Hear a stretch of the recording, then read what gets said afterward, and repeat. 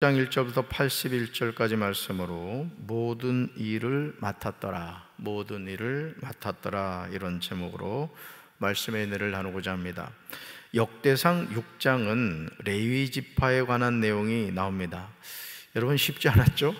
81절까지 스피드하게 읽었으니 망정이지 천천히 충청도식으로 읽었으면 오늘 그냥 새벽기도 내내 이 말씀 읽다가 말았을 것 같아요. 먼저 1절 보시죠. 여러분 성경 1절 보시면 레위의 아들들은 누가 나오죠? 게르손과 그핫과 무랄이라고 나옵니다. 우리는 이 역대상하를 기록한 그 에스라, 학사 에스라의 열심을 볼 수 있는 거예요. 여러분 패망한 조국에 대해 역사를 정리해가는 그 에스라의 심정을 한번 생각해 보세요. 우리 읽기도 숨가쁜데 이거를 추적해서 이 족보를 정리해 간다는 것이 얼마나 쉽지 않은 일이었겠습니까? 2절을 보시면 2절요, 그핫의 아들들이 나오는데 누가 나오죠? 아므람과 이스알과 헤브론과 우시엘이 나오죠. 그렇다면 아므람은 누구일까요? 3절에서 우리는 아주 익숙한 이름들을 만나게 됩니다. 아므람의 자녀는 누가 있어요? 아론과 모세와 미리암이라고 나옵니다. 출애굽기 2장 1절에서 레위 자손 중 한 사람이 가서 레위 여자에게 장가 들었다고 나오는 내용에서 레위 자손 중 한 사람이 아므람이고 레위 여자가 모세의 어머니 요게벳이었습니다. 자, 아므람과 요게벳 사이에서 이스라엘의 역사를 이끌어갈 모세와 아론과 미리암이 태어난 거죠. 정말 복을 받은 가문입니다. 하나님이 모세를 지명하여서 이스라엘의 지도자로 삼았고 또 아론을 그 제사장으로서 이스라엘의 영적 지도자로 삼았죠. 또 미리암도 여선지자다, 이렇게 성경은 기록하고 있습니다. 레위의 가계에서 우리가 주목해서 보아야 하는 것은 레위의 아들들과 그 후손들이 나오는데 가문의 족보에 기록되는 자녀들이 있다는 거죠. 즉 레위의 가계를 이어가는 자녀들이 있다는 말입니다. 레위의 아들들 게르손과 그핫과 무랄이입니다. 그리고 이어서 게르손이 아니라 그핫의 아들들이 나오죠. 아므람과 이스알과 헤브론과 우시엘 가운데 아므람이 나옵니다. 아므람의 자녀 아론과 모세 가운데 아론의 자녀가 나오죠. 이렇게 시작된 레위의 가계가 14절에서 여호사닥으로 끝이 나는 것을 보게 됩니다. 그러면서 역대상 6장 15절에서 이렇게 나오죠. 여호와께서 느부갓네살의 손으로 유다와 예루살렘 백성을 옮기실 때에 여호사닥도 갔다, 이렇게 나와요. 이게 뭐죠? 남유다가 말행해서 바벨론 포로로 잡혀가게 된 거예요. 북이스라엘은 어디에서 망했어요? 어느 민족에게? 아수르에서 망했고 남유다는 바벨론에 망했죠. 역대기사가 에스라는 역대상 6장 1절부터 15절에서 레위의 가계에 대해서 기록하고 있는 것을 보게 됩니다. 이어서 16절부터 30절까지 레위 자손이 나오죠. 에스라는 1절부터 15절에서 레위의 가계, 즉 레위의 아들 가운데 가계를 이어간 자녀가 누구인지에 대해서 기록하고 있습니다. 그런데 16절부터 30절에서 레위의 자손에 대해서 기록하고 있는데 16절에서 레위의 아들들은 게르손과 그핫과 무랄이라고 소개합니다. 그러면서 17절에서 레위의 아들 게르손의 아들들의 이름을 소개하고 있고요, 18절에서 레위의 아들 그핫의 아들들의 이름을 소개합니다. 19절에서 무랄이의 아들들의 이름을 소개합니다. 그리고 20절과 21절에서 게르손의 족보를 이어갈 후손들을 전하고 있습니다. 22절부터 그핫에게서 난 자에 관하여 소개하는데 레위의 장자인 게르손과 달리 무려 22절부터 28절까지 무려 7구절에 걸쳐서 나오는 것을 보게 됩니다. 이것은 무엇을 의미합니까? 하나님이 레위의 아들들 가운데 특별히 그핫에게서 난 자를 사용하셨다라는 거예요. 그러니까 어느 가문이나 하나님이 쓰시는 가문이 있다는 거예요. 우리 사랑하는 성도 여러분들의 가문이 그렇게 하나님께 쓰임받게 되기를 주님의 이름으로 축원합니다. 네. 이어서 레위의 셋째 아들인 무라리에게서 난 자에 대한 소개가 나오는데 장자인 게르손처럼 29절과 30절에만 나옵니다. 이제 레위의 아들들 가운데 하나님이 차남인 그앗 가문을 사용하셨던 것처럼 저는 우리 사랑하는 성도 여러분들이 하나님께 쓰임받는 가문이 되기를 주님의 이름으로 축원합니다. 그냥 조용히 이렇게 하는 것도 좋겠지만은 이왕이면 하나님 우리 자녀들을 써주십시오. 우리 후손들이 하나님께 쓰임받는 가문이 되게 해주십시오. 여러분 구하시기를 주님의 이름으로 축원합니다. 역대상 6장 31절부터 38절에서 회막 앞에서 찬송하는 사람들 가운데 그앗에 관하여 나옵니다. 31절과 32절을 주목해 보시면요, 다윗이 여호와의 성전에서 찬송하는 직분을 맡긴 사람들이 나와요. 실제로 솔로몬은 그들에게 찬송하는 일을 맡깁니다. 우리 31절과 32절 같이 읽습니다. 언약궤가 평안을 얻었을 때에 다윗이 여호와의 성전에서 찬송하는 직분을 맡긴 자들은 아래와 같았더라. 솔로몬이 예루살렘에서 여호와의 성전을 세울 때까지 그들이 회막 앞에서 찬송하는 일을 행하되 그 계열대로 직무를 행하였더라. 아멘. 다윗이 여호와의 성전에서 찬송하는 직분을 맡긴 자들이 있었다는 거죠. 그러니까 이미 다윗 시대부터 뭐가 세워졌다? 성가대가 세워진 거예요. 성가대가. 그래서 그 성가대가 하루 24시간 계속 하나님을 찬양을 했던 거예요.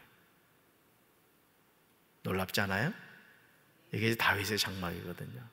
그러니까 여러분, 주님의 몸된 교회는 항상 하나님을 찬양하는 찬송의 소리가 끊어지면 안 되는 거예요. 성도들의 기도의 소리가 끊어지면 안 되는 거예요.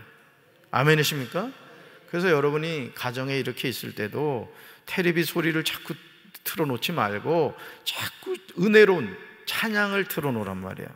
여러분, 이게 사람이요, 이게 찬양도 우리의 영적 상태에 따라서 찬송이 이 호불호가 바뀝니다. 이게 영적 상태에 따라서 어떤 때는 이 찬송가가 좋았는데 이 복음성가가 좋았는데 또 어떤 때는 이게 좋을 때가 있어요. 그렇죠? 그렇다고요. 네. 그래서 그 찬양을 들으면은 마음이요, 그냥 심령의 문이 확 열리는 거예요. 네. 그래서 이렇게 새벽에도 제가 이렇게 찬양을 이렇게 선곡을 할 때 말씀과 이렇게 관련된 찬송을 준비하거든요. 그냥 밑도 끝도 없이 부르는 게 아니라고, 다 뜻이 있는 거야. 아멘. 그래서 자꾸 여러분 집안에 찬송의 소리, 또 요즘은 그 통독해주는, 성경 통독해주는 게 있단 말이에요. 그 성경 자꾸 읽는 그런 소리가 여러분 집안에 가득 차야 돼요. 그렇다면 누가 이 영광스러운 직무를 행하였을까? 다시 말해서 여호와의 성전에서 찬송하는 직무를 감당했느냐라는 거죠. 여러분 33절 보세요. 여러분 성경 33절 보면 직무를 행하는 자와 그의 아들들은 이러하다고 하면서 그앗의 자손 중에 누가 나와요? 해만이 나와요. 윤종 집사 눈이 지금 반짝 떠 있어요. 왜냐면 여기 해만 피아노 학원이란 말이에요. 그 이름이 여기 나온 거예요. 로얄티 내고 있지? 내야 돼. 해만. 여기 해만이 나온단 말이에요. 해만은 어떤 사람이었느냐? 여호와의 성전에서 찬송하는 일을 감당했단 말이에요. 그게 얼마나 좋아요. 그러니까 여러분, 하나님이 우리 각자에게 은사를 주셨단 말이에요. 은사를. 그러면은 그 은사대로 쓰임 받아야 돼요. 어떤 사람은 찬양하면 막 신이 나는 사람이 있어. 또 어떤 사람은 청소를 하면 막 에너지가 막 넘치는 사람이 있어.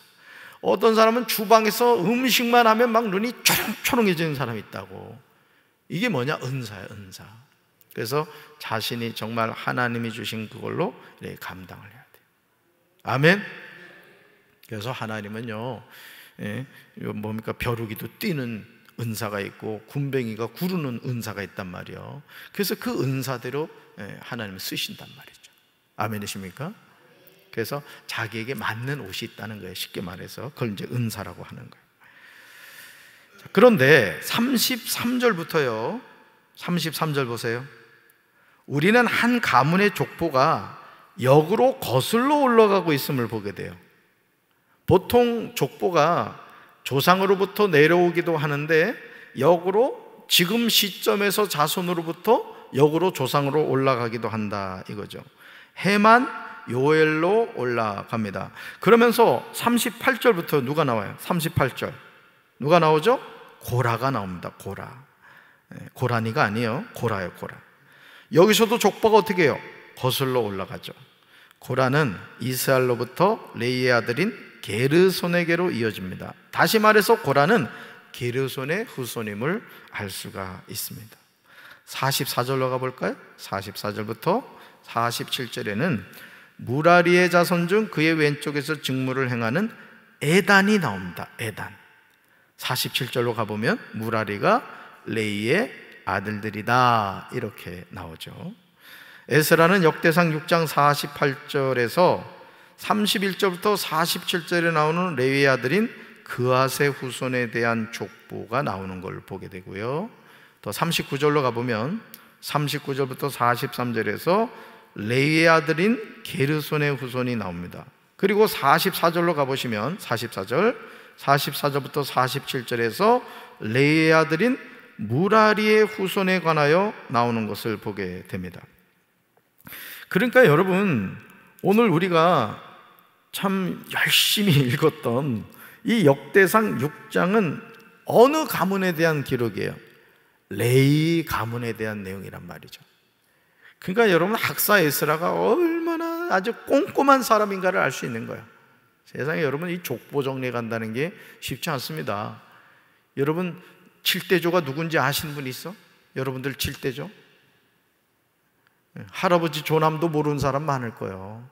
그런데 이게 자기 저기도 아닌 거슬러서 가문의 족보를 정리해 간다는 게 너무너무 감사하죠. 그러니까 불평하지 말고 이 81절까지 감사함으로 읽었어야 돼요. 아멘? 저는 읽으면서도 야, 에스라 참 고생했다 그 생각이 들었거든요. 얼마나 착한 목사님이야, 이런 마음을 갖고 있고 말이죠. 그렇죠?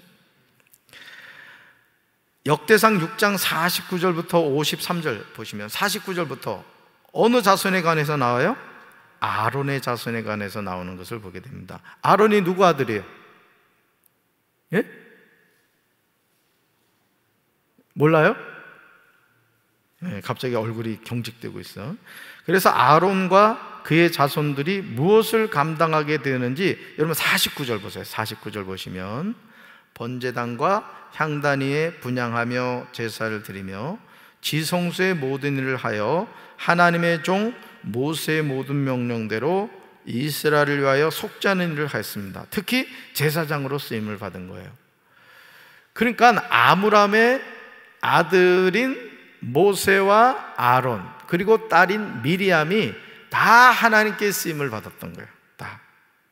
다 쓰임을 받았던 거죠. 50절부터 보실까요? 50절부터 53절까지 보시면 아론의 자손들이 나오는데 그의 아들 엘르아살부터 최종적으로 아히마스가 나옵니다. 54절로 가보시면요, 54절부터 81절까지 뭐가 나와요? 여러분 성경에 보면 제목이 나와 있죠? 레위 사람의 정착지가 나옵니다.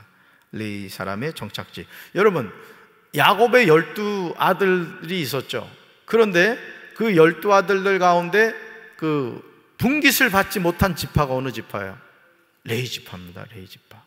그래서 이 레위 지파는 나머지 11지파가 그 흔히 말하는 이 레위 지파의 경작지를 이렇게 분배를 해줬어요. 땅을 차지한 다음에. 그리고 도피성을 주었어요.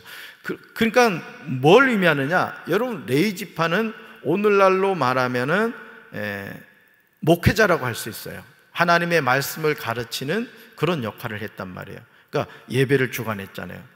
근데 이 레위 지파에게 분깃을 주지 않은 하나님의 뜻이 있단 말이에요. 뜻이. 그게 뭐냐? 레위 지파는 11지파에 흩어져서 살면서 그 지파들을 영적으로 이끌어가는 역할을 하라 이거예요. 아멘? 그게 복받은 거죠. 어떻게 보면 하나님께 분깃은 받지 못했지만 내가 너희 분깃이다 그랬어요. 하나님이. 하나님 자신이 분깃이라고 했고 그 레위 지파의 경작지는 11지파가 이렇게 떼어서 이렇게 줌으로써 살아갈 수 있게 했던 거죠. 레위 지파 사람들이 장막을 치고 살던 지역에 나오는데 아론 자손에게 도피성을 줍니다. 도피성. 그들의 종족이 얻은 성이 유다, 베냐민, 므낫세 반 지파, 이사갈, 아셀, 납달리, 바산에 있는 므낫세 반 지파, 루벤, 갓, 스불론, 시몬, 에브라임 등이 나오는 것을 보게 됩니다. 하나님은 레위인들에게 도피성을 주심으로써 이스라엘의 영적인 지도자 역할을 하기를 원하셨던 거예요. 오늘 여러분도 마찬가지입니다. 사실은 여러분, 우리가 하나님의 은혜로 예수님을 믿게 되었잖아요. 그렇죠? 여러분 하나님의 자녀죠. 여러분 안에 누가 계세요? 하나님이 계셔요. 성령님이 계셔요. 예수님이 계시단 말이에요. 그러면 여러분, 우리가 믿지 않는 사람들보다 잘나고 똑똑하겠습니까? 그렇지 않습니다. 그러니까 하나님은 저와 여러분을 오늘 이 성경 역대상 6장 말씀을 통해서 보면은 우리를 레위 지파로 세워주신 거라고. 그러니까 어느 집안에서도 하나님이, 어제 그 최명희 집사님 그 최장일 성도 얘기도 했습니다만, 그 가정에서도 그 딸 하나가 교회를 다니더라고. 그 딸이 셋이 있는데 그 큰 딸이 이제 집사더라고. 근데 이 큰 딸이 그래도 참, 그것도 그 집안의 복이지. 부모님의 그 어떤 구원받기를 간절히 원해가지고 세상에, 여러분, 그 목사님을, 부목사님을 모시고 자기 집에 신방을 간다는 게 쉬운 게 아니에요. 쉬운 게 아닙니다. 그렇죠? 그러니까 얼마나 간절한 마음이 있었겠어요. 그러니까 그 목사님이, 그 목사님도 얼굴이 보니까 박씨 특유의 얼굴의 모습이 있어. 착하게 생겼더라고. 박씨가 착하거든요. 우리 박씨, 어텐션 플리즈. 박수연이 봐. 우리 박수연 권사 얼마나 착해. 박씨라서 그런 거야. 김씨는 별로 안 착해. 그런데 어쨌든 그런 간절한 마음을 가지니까 하나님이 역사를 하신 거라고. 그러니까 뭘 말씀드리려고 하냐면은, 내가 하나님의 은혜로 우리 집안에서 예수를 믿게 되었다. 그러면 뭘 의미한다? 아, 나를 레위 지파로 삼으셨구나. 뭐 하란 얘기예요? 나로 말미암아 우리 형제 자매를 구원하라는 얘기예요. 또 내 주변에 믿지 않는 사람을 구원하는 그 역할을 하라는 것이죠. 아멘. 어제 우리가 속회 공가도 나눈 게 뭐예요? 예수님이 왜 12제자를 세우셨냐고요. 12제자를 세우신 이유는 예수님이 감당하셨던 사역을, 자 보세요, 예수님이 이렇게 감당하셨던 사역을 12제자에게 위임하신 거예요. 뭐라고? 그 일을 네가 감당해라, 이 뜻이죠. 그리고 그 사명이 누구한테까지 왔어요? 오늘 저와 여러분에게까지 온 거예요. 아멘. 하나님의 말씀으로 백성들을 양육하기를 원하셨던 거죠. 그래서 여러분, 우리 예수 믿는 사람은요, 걸어 다니는 광고판이란 말이야. 그래서 우리가 말을 함에 있어서나 행동함에 있어서나 우리가 잘해야 됩니다. 여러분, 장난으로라도 화투치고 그러지 마라. 내가 지금 첩보를 입수해가지고 누가 지금 저 화투하고 있다는 게 다 알아. 그거 창피한 겁니다. 창피한 거. 여러분, 예수 믿는 사람이 본을 보여야지. 본을 보여야 될 예수 믿는 사람이 세상에, 생각해봐. 나 화투 치는 거 이렇게, 나도 그림 맞추는 거 좀 해봤거든. 믿지 않는 사람들하고 탁탁 치면서 야 장땡이다, 세상에 벼락 맞을 짓이라고. 따라합시다. 화투 치지 말자. 부끄러운 줄 알자. 오늘 새벽 예배 안 나온 사람 가운데 화투 치는 사람이 있으면 오늘 내가 한 말을 꼭 전해줘. 담임 목사님의 새벽 기도 때 화투 치는 건 요즘 말로 더 심하게 말하면 쪽팔리는 거다. 꼭 전해주셔. 아멘. 왜? 우리는 움직이는 광고판이란 말이야. 우리가 걸어다니고 우리가 말하고 행동하는 것을 통해, 야, 저 뭐 예수 믿는 사람도 화투 치더라, 야. 부끄러운 행동은 하면 안 되는 거야. 여러분, 자식이 잘못하면 누구 얼굴 먹칠하는 거야? 부모 얼굴에 먹칠하는 거야. 우리 아빠 누구요? 하나님이라고. 아멘. 본을 보이는 우리 성도들 되기를 주님의 이름으로 축원합니다. 우리 가슴에 손 얹읍시다. 하나님 아버지, 오늘 역대상 6장 81절까지 긴 성경 말씀 우리가 읽었습니다. 학사 에스라가 레위 지파의 족보를 정리해가는 이 과정이 얼마나 지난한 일이었겠습니까? 그러나 오늘 우리는 학사 에스라의 수고를 통하여 하나님 레위 지파의 이 가계를 우리가 살펴보았습니다. 하나님께서 레위 지파에게 분깃을 주지 않으신 이유는 내가 너희 분깃이라고 말씀하셨고 11지파를 통하여 땅을 분배받게 하셨고 그 땅이 도피성이 되었습니다. 오늘 우리가 먼저 구원받은 자로서 우리 주변에 믿지 않는 이들에게 예수님을 증거하는 복음의 사명자들이 되게 하여 주옵소서. 나로 말미암아 우리 가정이 인가기도 되게 도와주시고, 나로 말미암아 우리 자녀들이 예수 믿게 하시고, 나로 말미암아 우리 이웃이 살아계신 하나님을 만나게 하옵소서. 우리가 하나님의 자녀로서 영적 지도자임을 깨닫게 도와주시고, 말을 함에 있어서나 행동을 함에 있어서나 내가 움직이는 광고판이라는 사실을 기억하며 두렵고 떨리는 마음으로 하나님의 자녀의 본을 보이며 살아가게 하옵소서. 예수님 이름으로 간절히 축복하며 기도합니다. 아멘.